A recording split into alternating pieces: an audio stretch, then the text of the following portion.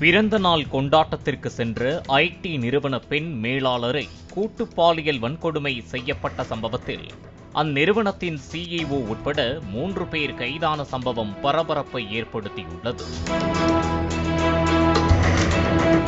ராஜஸ்தான் மாநிலம் உதய்பூரில் இயங்கி வரும் தனியார் ஐடி நிறுவனத்தின் தலைமை செயல் அதிகாரி ஜிதேஷ் சிசோடியா கடந்த 20ஆம் தேதியன்று அவருக்கு பிறந்த நாள் என்பதால் அதனை பிரம்மாண்டமாக கொண்டாட முடிவு செய்துள்ளார். அதற்காக உதய்பூரின் ஷோபாக்புராவில் உள்ள ஒரு ஹோட்டலில் பார்ட்டிக்கான ஏற்பாடு செய்யப்பட்டது. அந்த நிகழ்ச்சியில் பெண் மேலாளர் ஒருவரும் கலந்து கொண்டுள்ளார். இரவு 9 மணி முதல் 1:30 மணி வரை மது பார்ட்டி நடந்ததால் அங்கு வந்த பலரும் மது அருந்தியுள்ளனர்.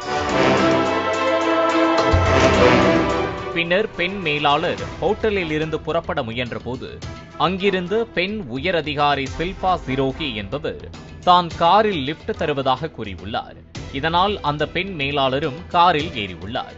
அப்போது காருக்குள் ஷில்பா சிரோகியின் கணவர் கௌரவ் சிரோகியும் பிறந்தநாள் கொண்டாடிய ஐடி நிறுவனத்தின் தலைமை செயல் அதிகாரி ஜிதேஷ் சிசோடியாவும் உள்ளே இருந்துள்ளனர். பெண் மேலாளர் வீட்டிற்கு சென்ற நிலையில் அவர் போதையில் தூங்கியுள்ளார்.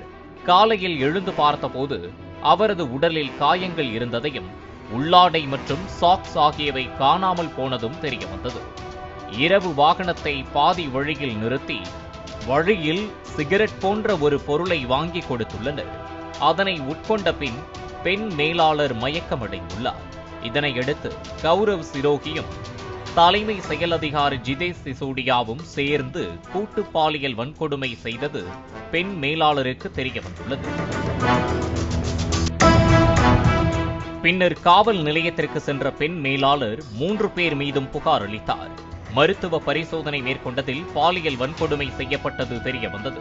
இதனைத் தொடர்ந்து கூட்டு பாலியல் வன்கொடுமை செய்த கௌரவ் சிரோகி, தலைமை செயல் அதிகாரி ஜிதேஷ் சிசோடியா மற்றும் இதற்கு உடந்தையாக இருந்த கௌரவ் சிரோகியின் மனைவி ஷில்பா சிரோகி ஆகிய 3 பேரையும் போலீசார் கைது செய்தனர். பிளே ஸ்டோர் மற்றும் ஆப் ஸ்டோரில் இருந்து பாலிமர் செயலியை QR கோடு மூலம் பதிவிறக்கம் செய்யுங்கள். செய்திகளை உடனுக்குடன் பெறுங்கள்.